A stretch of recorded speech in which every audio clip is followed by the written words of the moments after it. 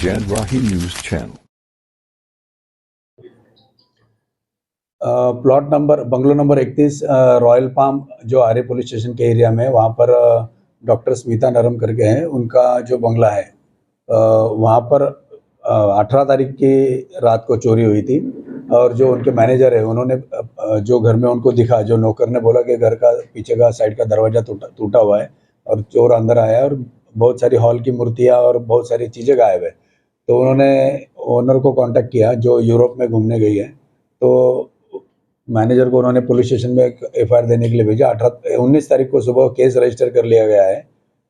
Initial case register हुआ, उसमें उनको ज़्यादा पता नहीं था कि उनके ऑर्नामेंट्स क्या क्या चोरी गए हैं, क्योंकि आरोपी तिजोरी लेके गया, लेकिन तिजोरी में क्या था ये जो ओनर ही बोल सकते हैं कि जो आउट ऑफ स्टेशन है, आउट ऑफ इंडिया है।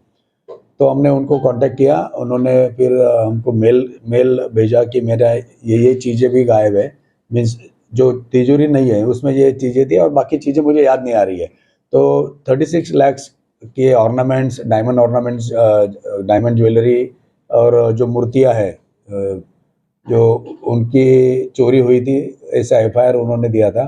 लेकिन हमने इंक्वायरी में और आरोपी से कम 47 लाख के आसपास की प्रॉपर्टी हस्तगत किया है। कितने का मामला उन्होंने दर्ज करा था और कितना आपने किया? वही 36 लाख की जो मामला दर्ज किया, 36 लाख का प्रॉपर्टी चोरी हुआ ऐसा मामला दर्ज था।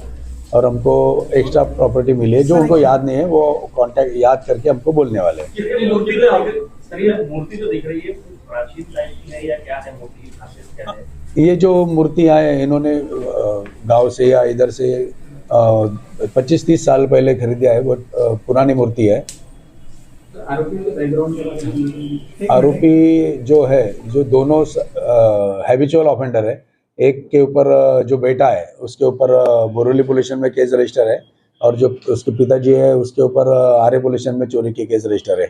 दोनों सराहित आरोपी बोलते हैबिचुअल ऑफेंडर्स है। कोई दो ही आरोपी हैं कि और भी इसमें आरोपी का और भी जांच बाकी?